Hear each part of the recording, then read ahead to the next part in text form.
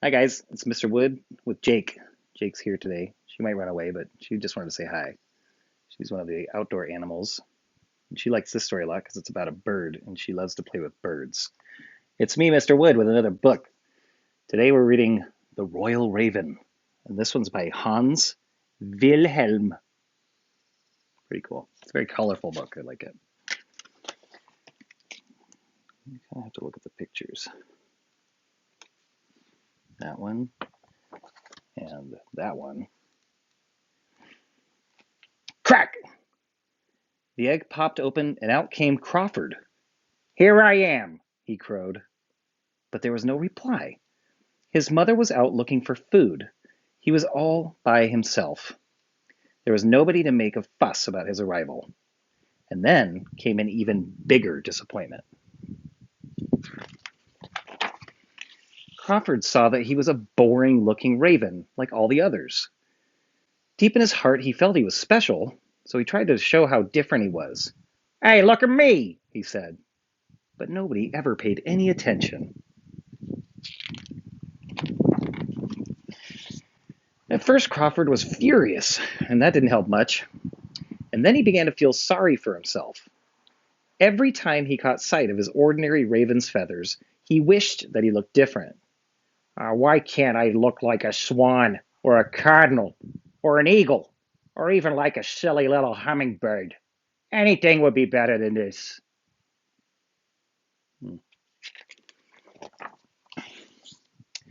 Monday, Tuesday, Wednesday, Thursday, Friday, Saturday, Sunday.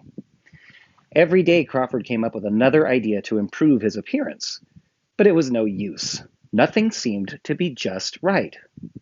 "I have to do something more drastic," he said as he flew off into the deepest part of the forest. Ew. There he called upon an old woman who was known for her special powers. Crawford came right up to the point. I'll do anything for you if you can make me different. I want some color, some flash, some razzle dazzle." "What can a silly little raven like you do for me?" the old woman sneered. "You're no good at all." She paused. "However," she went on, "I might use some of your tail feathers to spice up this brew." "Done," said Crawford, and he plucked out some of his longest tail feathers, blip, blip, and gave them to the woman.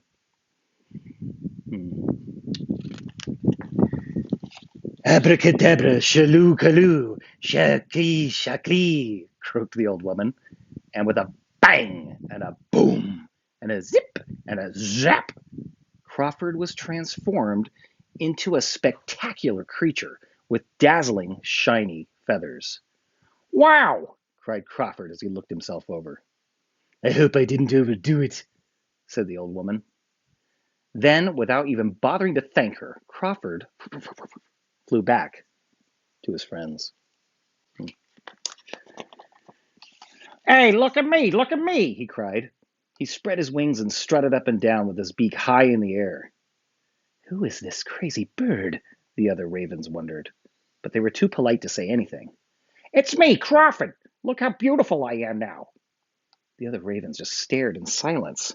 "I'm special. I'm unique," Crawford boasted. "Such beauty should not be hidden in the dark forest. The royal garden is the place for me."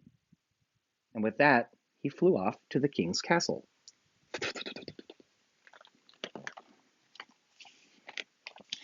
As Crawford swooped around the royal garden, he was spotted by the princess. "Look at that glorious bird," she cried. "Don't let it get away. I want it." Oh, geez. Crawford was caught and tied to a golden chain.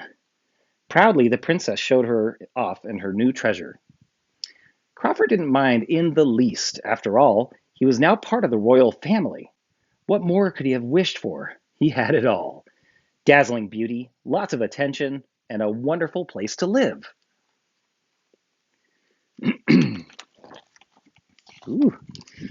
Unfortunately, the royal raven's table manners left much to be desired. He lost a great deal of his popularity when he caused a major ruckus in the royal dining room. He was ordered out, and the king made a decree banning all birds from the dinner table, even those that were roasted, broiled, or barbecued. Mm. Crawford was banished to a huge golden cage that stood all alone in the royal garden. Oh, he looks so sad. Poor Crawford. Now, servants brought him food, but hardly anyone came to see him anymore. Once in a while, somebody would pass by and say, "Oh, what a beautiful bird." But this praise did not make him happy. Each day, Crawford got sadder and sadder. He could see the other birds fly by and he longed to join them. All he wanted was to be free again. He lost his appetite and grew weaker and weaker.